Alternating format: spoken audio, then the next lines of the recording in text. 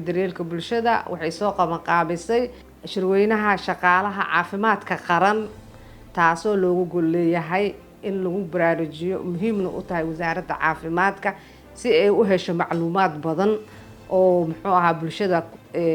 ku jira gaar ahaan gabdhaha Soomaaliyeed meel kasta ay joogaan ee wax bartay. waxaan leenahay barnaamijkan waa barnaamij aad u weyn taasoo muhiim u ah inay soo bandhigaan macluumaadka ay hayaan daraasooyinkooda iyo aragtidoodana muhiim ayay noogu tahay maalintaas inay nagala soo qayb galaan shirweynaha caafimaadka qaran. waa shirweyne aad muhiim ah waana shirweynihii ugu horeeyay ee qabanqaabisay wasaaradda caafimaadka taasoo ugu gol leenahay dadka inaan usoo bandhigno si muxuu ahaa fursado loogu siiyo shaqo abuurkooda waxbarashadooda iyo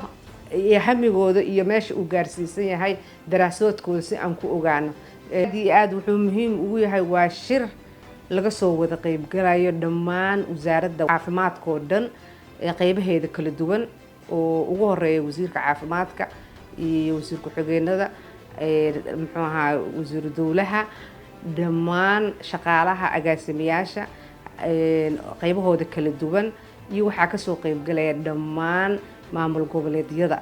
ee wasaaradaha caafimaadka ee la hoos yimaado dhammaantood. waxaan leeyahay ka soo qaybgal wacan